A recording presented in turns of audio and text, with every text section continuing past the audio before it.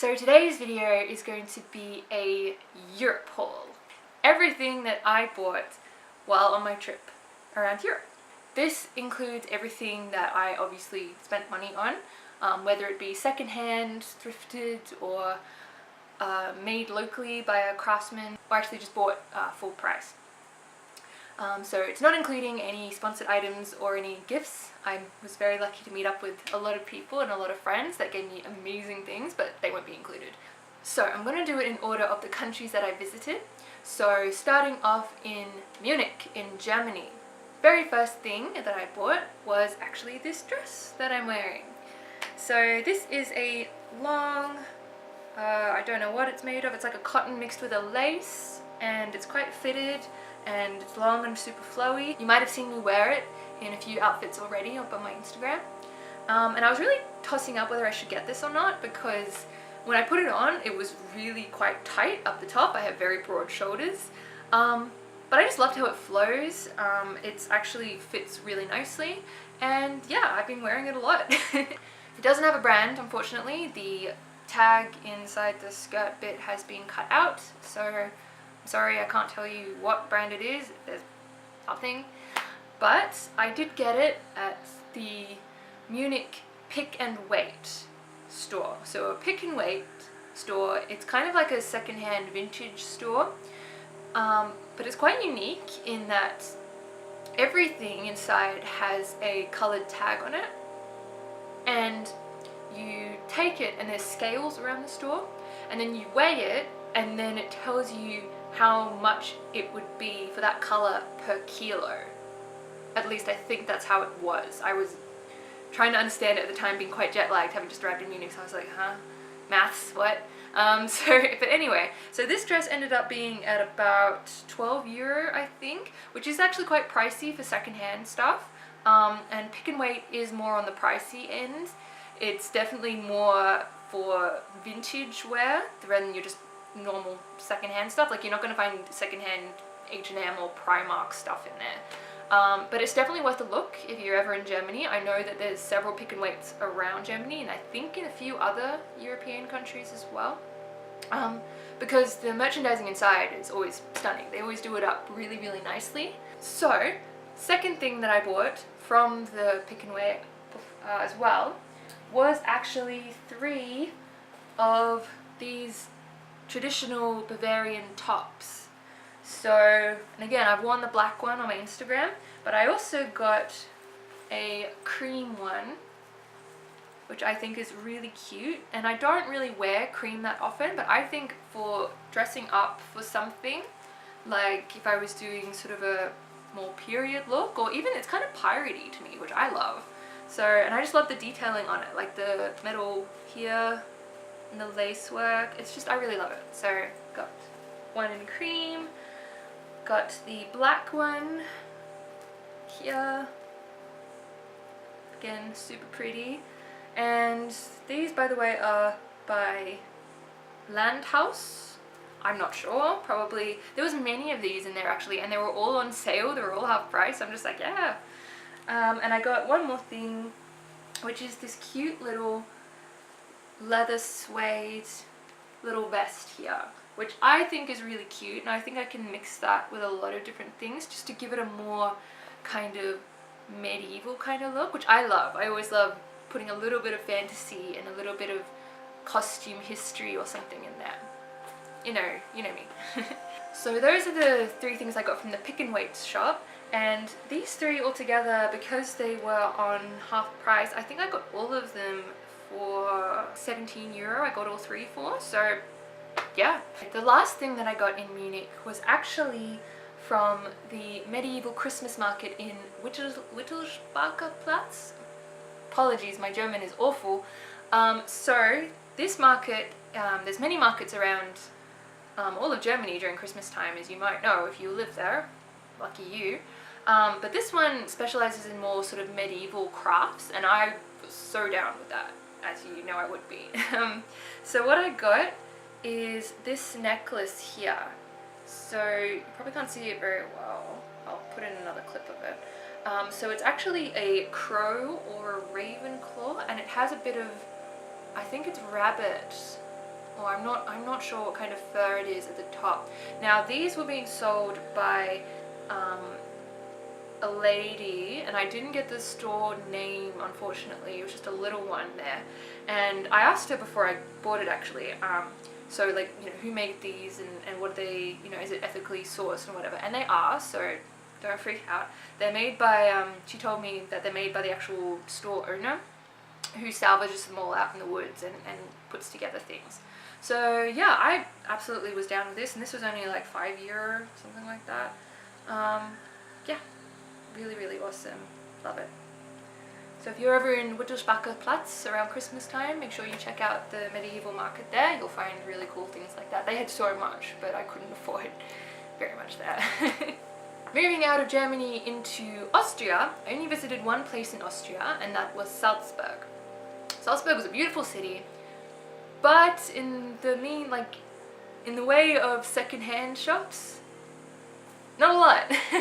So the only things I managed to get in Salzburg was this deer skull at one of the markets, which I absolutely love. I've been wanting something like this for ages, and I was so worried about, oh my god, can I bring this back into Australia, because Australia has extremely strict customs to bring stuff in, because we have such a unique and very fragile eco-environment. That's, yes, they're very, very strict, but you know, if you buy something animal product, bones or whatever, as long as it's clean and it hasn't just been found and it's actually been, you know, sold by a shop, it's fine.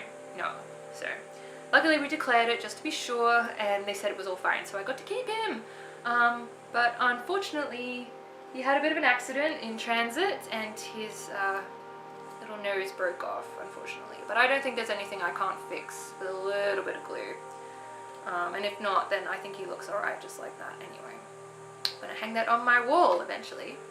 And he was only about €7 or something like that, just at a market in Salzburg. I don't know which one. But yeah, so the only other thing that I managed to get in Salzburg was one of these mugs. So if you've ever been to a Christmas market in Germany, you might know that there's something called Glühwein, or mulled wine. And they tend to always serve it in mugs like this or something similar, and what you do is you pay like an extra €1 or €2, sometimes €3 for the mug, and it's like a deposit, and then you get it back once you return your mug. So you can keep your mug as like a souvenir if you want, or you can return it. And I decided to keep this one because it was actually quite a pretty one from what I've seen. It's got just, you know, Advent in Salzburg written on it and a little outline of the city, so I thought that was quite cute, so I decided to keep this one, and you know, it was only €2 loss, so yay, mug. So from Salzburg I actually went to stay with my family in Württemberg, which is on the, it's like on the border, it's in Germany, but it's like right on the border where Austria is, in the southwest, so right along sort of the Alps. It's this little mountain village, and it was stunning, but of course no shopping to be had there. So moving on from Württemberg, I went to Prague. And in Prague, you might know from my stories, I actually did not like Prague very much, unfortunately. It was very busy, beautiful city. No one can deny that it's not a stunning city, and the history is amazing, but it was just so packed with tourists, and I know I'm a tourist, but it was just too many people, especially after being isolated in a little mountain village in Württemberg. And yeah, so I wasn't enjoying myself, and I didn't want to go out much, and I also got very sick. So I didn't go out very much in Prague, but I did still manage to buy a few things. So the first thing that I bought was actually this really cute mug with a bird on it, and these are made from the Czech store called Manufacturer, and there's a few of them in Prague, and they actually specialize in like local Czech goods, so all made in Prague, or in the Czech Republic, which is what I really want. Whenever I'm buying something full price, like a souvenir, I always want to make sure it's something, you know, locally made or made within the country. So I thought this was really cute. It's like a little hand-painted, hand-done mug with a little bird on it, and I just think it's adorable. So got a mug. Now in Prague they actually had quite good second-hand shops. Like there was a lot in there that I'd probably buy, but unfortunately I had to think of my suitcase weight, and also a lot of it was just for European winter. It was very warm, a lot of woolen stuff and stuff that I would absolutely love to wear, but I just have no use for back here in Australia. Ow, just hit myself with my deer skull. I'm gonna put him over here. So the second thing that I bought in Prague was from one of the thrift shops there, and it's actually this dress. Put it up here. So it's this, I think it's velour. It's not velvet. It's like a velour feeling kind of dress. It's actually quite vintage, I think, because it has like little Velcro in there for like shoulder pads. So I think this is from the 80s. I don't know. It's by the brand White Angel of Denmark. I've never heard of that before, and it is handmade in Denmark.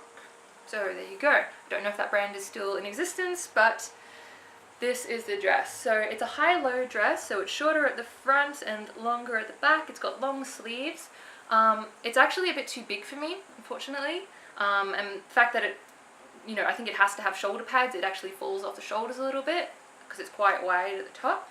But I still love it for this print. I don't know if the camera's picking it up, but it's like a print of a lot of different kinds of flowers. It's really like, you know, hedge witch or like herb witch, and I really love that. So I think I can make that into something really cute if I just tailor it a little bit, or maybe with a belt around it, or just maybe I can fix the shoulders to stay up, or maybe I can work it sort of hanging off the shoulders, who knows.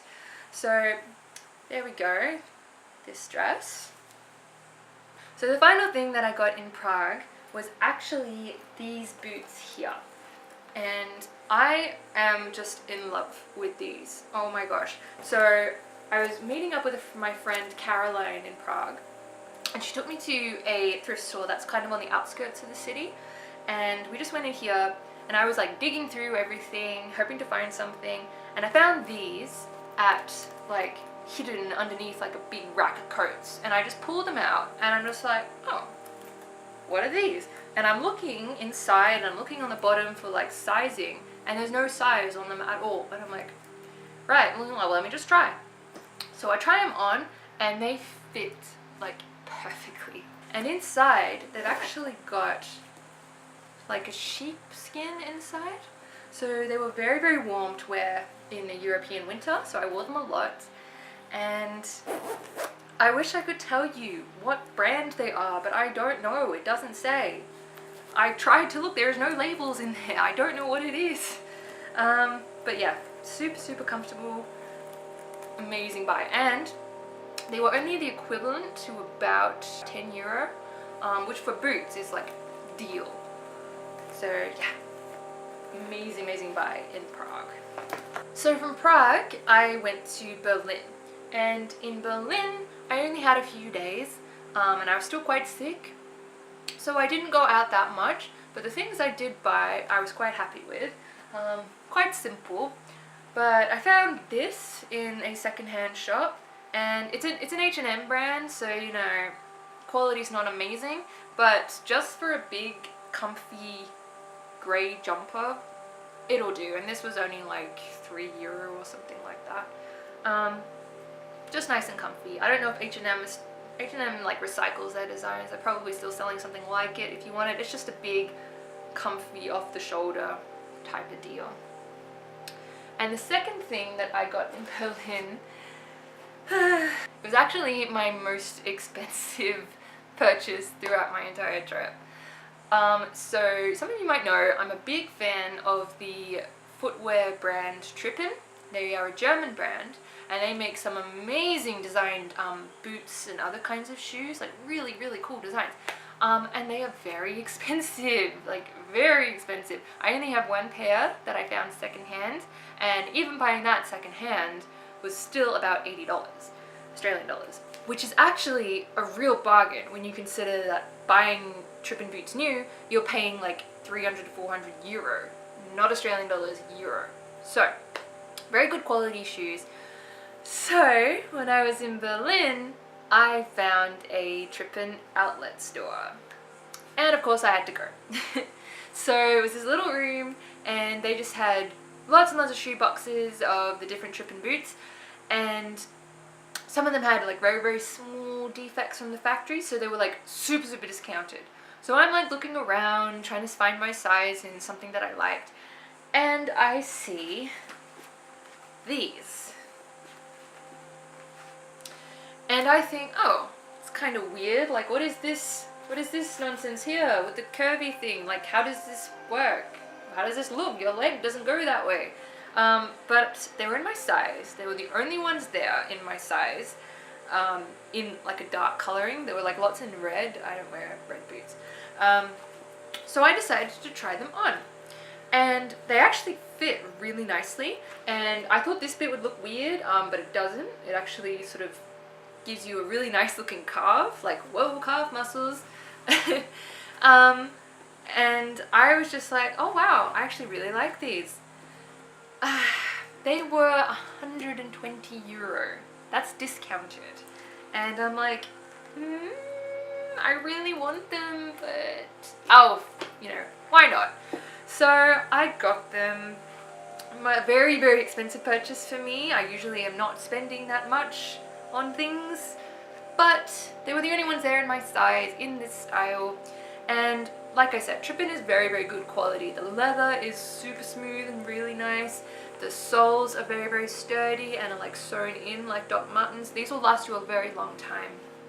So, like Doc Martens, you also need to wear them in a bit because they kind of murder on your feet when you go for a really long walk in them, as I found out the next day walking around Berlin in them. It kind of really hurt, which was kind of a downer because, you know, bought secondhand shoes from Prague that fit and was super, super comfortable for like 10 euro or whatever it was, and then these for 120 and they like murdering my feet. But you just gotta break them in. The ones I've got, my brown ones, they're super comfortable as well. So come winter, Australian winter, gonna break these babies in.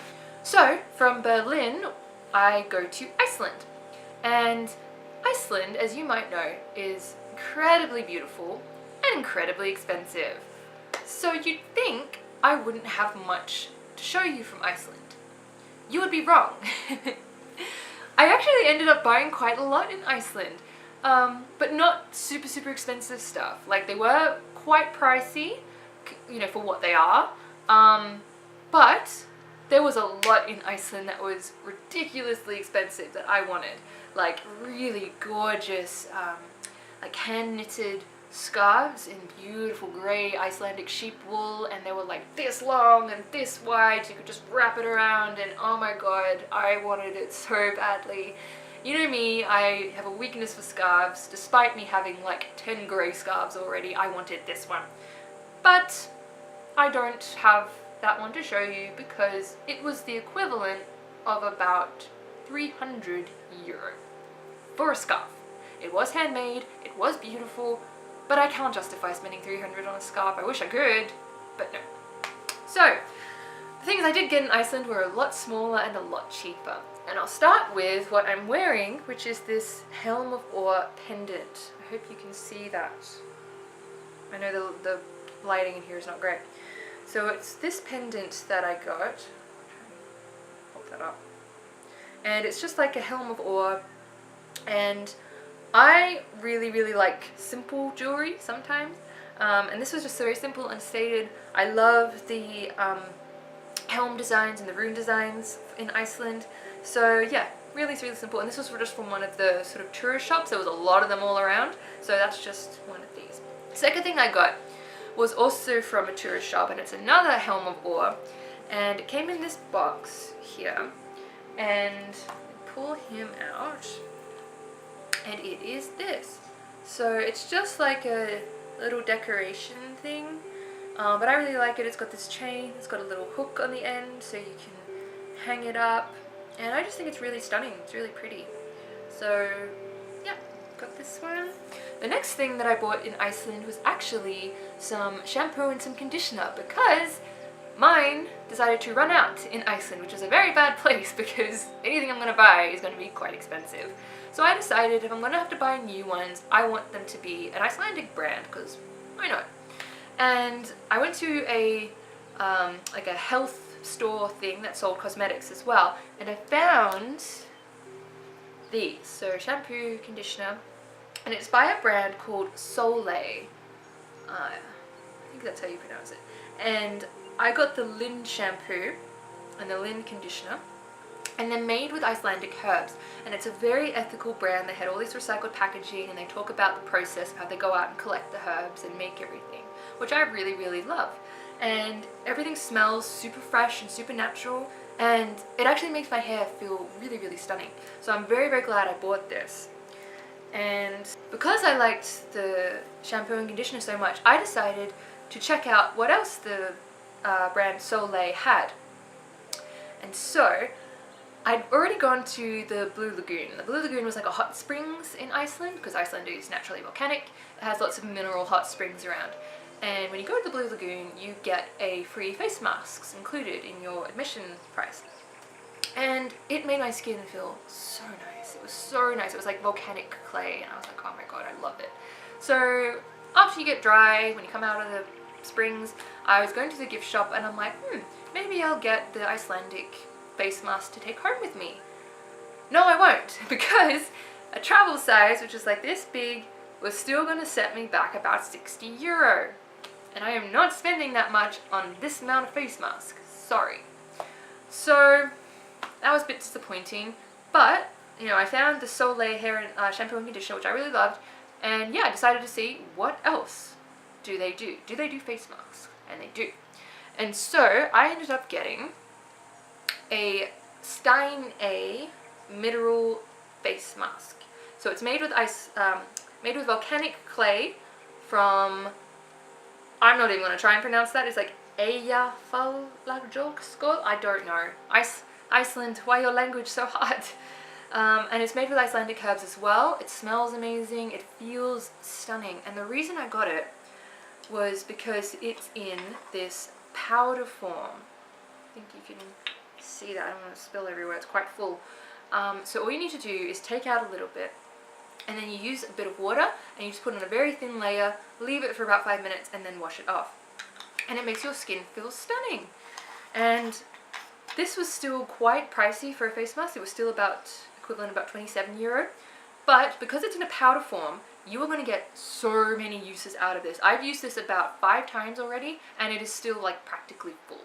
So you are going to get so much out of this. So Soleil, Icelandic brand, I recommend if you're looking to spoil yourself a little bit. Look into them. I don't even know if they have an online store, but yeah. And the final thing that I bought in Iceland was actually in the duty-free shop in the airport as we were flying out of Iceland, and it is this. It is from Reykjavik Distillery, and it's called Crowberry Liqueur. And I don't drink very much, but honestly, I kept seeing crowberries everywhere in things, and I'm like, oh, this is my last chance to get something crowberry, because I've never tried a crowberry, and I want to. So I don't know what a crowberry is, but I love crows, so you know. And it was only like, I think it was equivalent to about €5 for a tiny bottle. So smell-wise, I just smell alcohol. I smell alcohol and a little bit of tartness, like a tart berry. So hopefully it's not overly sweet. I don't like overly sweet berries. I like more tart. I think it's going to be kind of like a blackberry, I think. And even though I don't drink, I think I could make some really nice like summer drinks with it. Just mix it with some like soda water and maybe another kind of a juice or something. And yeah, I think I could make something really nice. So yeah, Crowberry Liqueur, I'll let you know how that tastes. So from Iceland, I go to London. And I did a little bit of shopping in London. I didn't do much because I didn't have very long there, and I was mainly looking forward to seeing some friends of mine rather than exploring the city, because I've been to London a few times before, so I didn't feel the need to explore too much. The things I did get, more shoes, which, you know, my parents were thrilled with. I came back with another pair of shoes to cram in my suitcase. But you know me, I love wearing grey, and it's actually incredibly difficult, I find, to find grey boots. I don't know why that is. So I found these, and they were only £5, and they've got like fur in them, so you can wear them cuffed down if you want, just like this. So I'm gonna have to wait until Australian winter to wear this because I cannot wear these in summer. The brand is Report. I've never heard of that brand before. And you know, they're nothing special, the quality isn't great, but you know, it's a grey boot and I need more grey boots in my life because the ones I currently have, a lot of them are falling apart. So yeah, got some shoes from a thrift shop. Another thing that I thrifted in London was this big cardigan. I love a giant knitted cardigan. It's so nice to just throw on and be super, super cozy. So this one was actually from the brand, it's a Marks & Spencer's one. I don't know that much about Marks & Spencer's. I think the quality is okay. I mean, it's just, it's alright. It's just a big sort of thing to throw on. But this was £2, honestly. So I'm like, I'm not going to say no to that. The colour, I think, is a little off for me. I don't like it when things are this kind of very, very light grey. I prefer a bit of a darker grey. But I have an idea of how to change this to make it the grey that I want. But that is going to be something down the track. Once I get everything sorted out, this is going to be kind of a side hobby that I want to start. So keep an eye out for that. I'm not going to tell you any more about that. I'm going to keep that a secret. So, So the next thing that I got in London was actually when I went to go visit Camden. And I went to go see Silo, and Silo is a brand that I do some work for, and they gave me a sponsored outfit which I've put on my Instagram. But Silo also sells things from other brands too. They do collaborations with other designers, and they've done a collaboration with a designer called Alekai, and he makes all these beautiful garments out of very traditional, I think it's Ethiopian. I'm so sorry if I get that wrong, like Ethiopian like weaving techniques, which is amazing. And so I bought this, which is like a long waistcoat. It's got sort of a bit of a cow neck, and it also has like a strap here that you just connect to this little buckle here, so it sort of just fits around here, and then the rest is long and flowing. I just love the texture of it, and it's really great for summer. It's very quite light, and it's a really, really nice just layering piece. So my outfit from Silo was sponsored, but because this is not directly Silo, I did have to buy this full price, but I would absolutely recommend it because the quality was really, really lovely.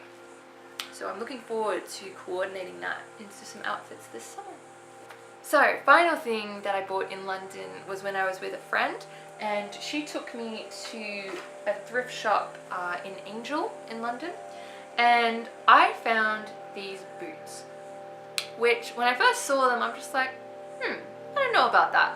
But then I tried them on and I kind of just really liked them. They're a little bit different to what I usually wear, but they're kind of giving me like chunky goth desert boot vibes. They remind me a little bit of creepers, and I used to wear creepers quite a bit. But the problem I have with creepers is I have a very high arch. So wearing any boot that is just sort of totally flat with the sole is not great on my feet for long periods. So I like this one because it's got a little bit of a heel, which I need. It's really nice and soft, and yeah, it's kind of desert booty, I think. And yeah, these were £4, so I was like, done.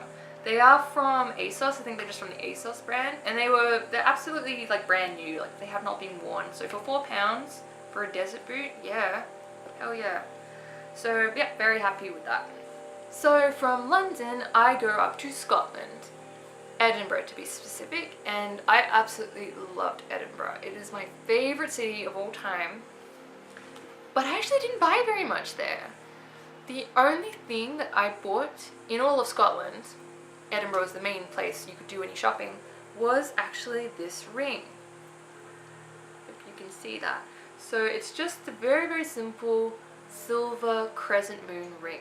And I got this from a shop called The Weird Shop, W-Y-R-D. And it's in Edinburgh. If you look up The Weird Shop Edinburgh, you'll find it. It's near the Holyrood Palace. And yeah, they had some really, really lovely designs. And the guy in there was like really helpful and really nice to talk to. And yeah, I just wanted something really, really plain.